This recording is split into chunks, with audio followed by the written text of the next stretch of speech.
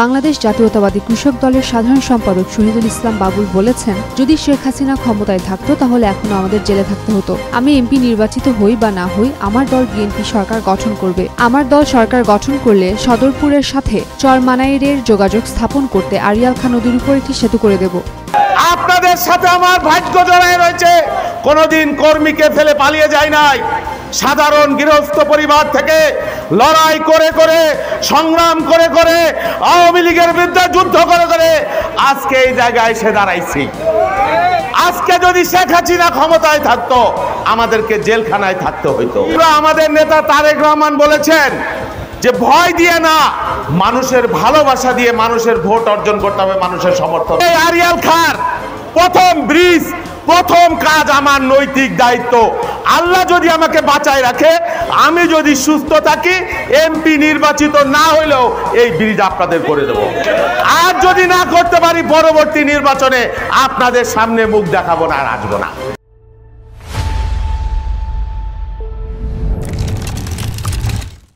মে বিকেলে সদরপুর উপজেলা বিএনপির আহ্বায়ক কাজী বদরুজ্জামান বদুর সভাপতিত্বে এবং সদস্য সচিব তরিকুল ইসলাম কবির মোল্লার সঞ্চালনায় সদরপুর উপজেলার চরমানাইর ইউনিয়ন বিএনপির আয়োজনে চর আড়িয়াল খাঁ উচ্চ বিদ্যালয় মাঠে বাংলাদেশ জাতীয়তাবাদী দল বিএনপি কর্তৃক 31 দফা বাস্তবায়ন ও দ্রুততম সময়ের মধ্যে জাতীয় নির্বাচনের দাবিতে এক জনসভায় প্রধান অতিথির বক্তব্যে তিনি এসব কথা বলেন।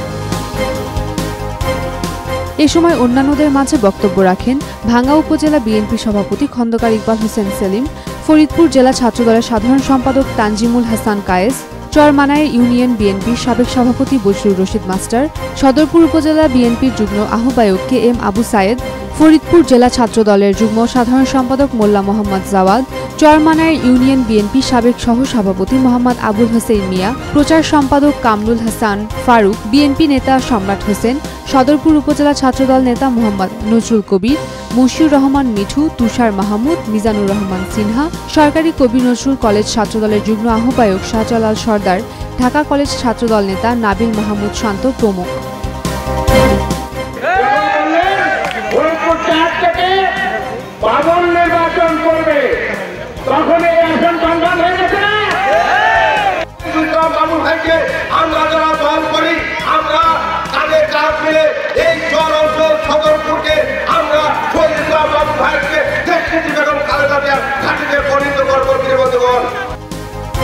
উম্মের উম্মান ক্রান্তি, ডেইলি সান।